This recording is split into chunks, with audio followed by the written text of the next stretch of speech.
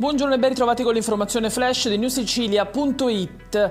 Smantellata la rete della finta banca che operava dalle Madonie fino al nord Italia, un sistema organizzato e strutturato con basi operative in diverse zone d'Italia e ruoli ben definiti. Le perquisizioni personali e domiciliari hanno consentito di raccogliere elementi decisivi e di deferire 3 persone ritenute coinvolte in una rete dedita alle truffe bancarie e telefoniche.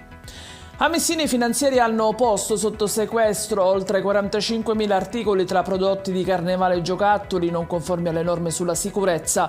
4 le imprese segnalate alla Camera di Commercio per l'applicazione delle sanzioni previste.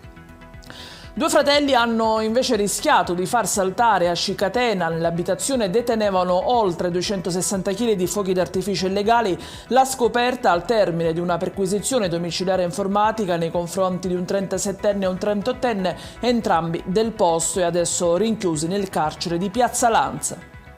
Non ce l'ha fatta Bruno Russo, il 25enne di Caltagirone, che lo scorso martedì è stato investito sulla statale Asolana alle porte di Parma dal conducente di un'auto.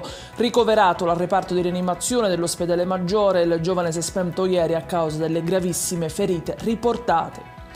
Il meteo con il ciclone Pedro pronto per il suo turbolento soggiorno in Sicilia nella giornata di oggi. Gli esperti annunciano però l'arrivo di un anticiclone che da domenica lascerà spazio a un colpo di coda primaverile.